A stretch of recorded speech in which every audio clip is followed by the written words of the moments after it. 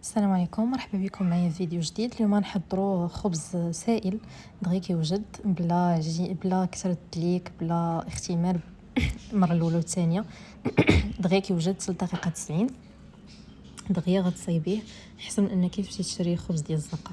المهم نبداو. هنا عندي الدقيق اللي درت فيه، عندي هنا فرينه والقمح مغربل، زدت ليه معلقه ديال الخميره الفوريه والملح. هنا الزرارع انا ديجا مصايباهم قاداهم دايرهم في الثلاجه.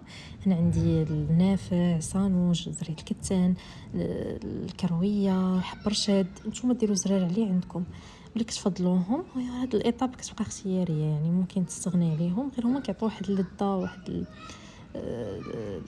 القوام اخر العجين، كيجيو الخبز هكا زوين. دابا في الحال سخون كنجمعوا العجينه غير بالمعادي من الروبيني. الا كان الجو بارد، الا شفتوا الفيديو في وقيته ديال البرد، راه ضروري خصكم تدفيوه.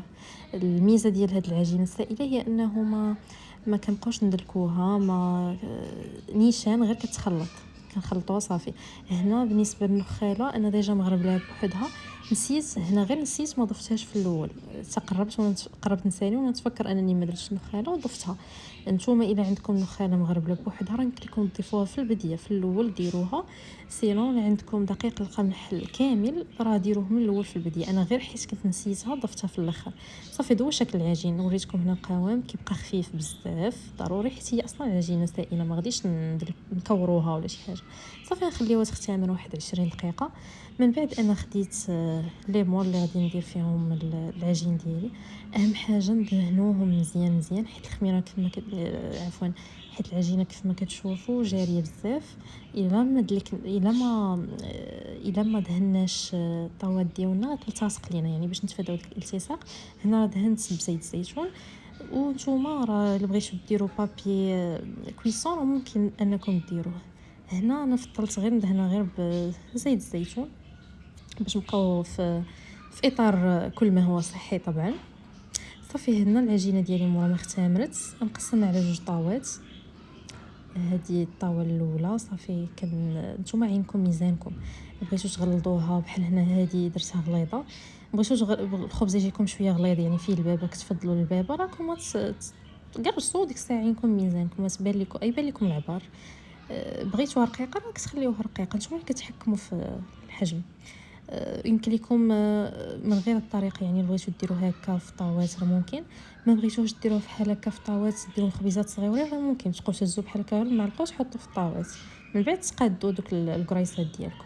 هنا راه كنت كنقرص غير بالماء، كنغطس يديا في الماء وكنقرص من جهه حيت العجينه كتلتصق واش ما تلتصقش ليا في يدي، ومن جهه اخرى باش نثبت الزرارع اللي باش غادي نزوقها من البر، باش غادي نقرصها من البر.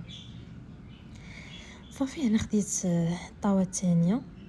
فالطاوه الثانيه فضلت هنا العجينه تكون عندي، يعني الخبز هنا يجيني رقيق، حيت هذيك اللي مدوره فضلت انني نديرها بحال الغدا، كنبغي الخبز يكون شويه غليظ. هنا في الفطور انا كنبغي خبز شويه رقيق، هنا غادي ندير شويه رقيقه العجينه باش تعرفوا الفرق. اللي كيفضل العجينه تكون غليظه يدير غليظه. هنا هذه انا زوقتها ولا قرصتها بالشوفان، برقائق الشوفان.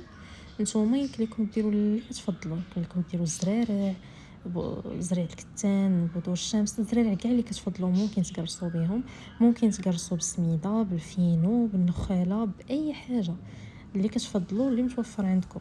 هنا انا درت هنا الشوفان، كل مره شنو كندير على حسب المتوفر طبعا. هادو ديال الشوفان كيجيو حتى هما، داك الشوفان كيعطي نتوما واحد اللمسه اضافيه. هادو انا كنفضلهم الفطور، اللي مقرصين بالشوفان كنفضلهم الفطور. وفي الشكل ديالهم كيجي مختلف، يعني تقدروا ديروا حتى بالبوله، داكشي كيبقى اختياري، تكراس اختياري، بغيتو ديروا غير سميده نخاله داكشي كيبقى طبعا اختياري على حسب الاذواق ديالكم.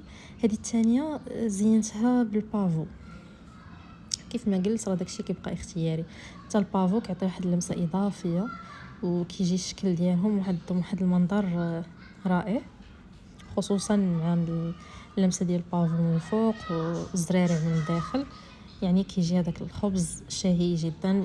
ولا جربتوه ردوا عليا في التعاليق كيف جاكم.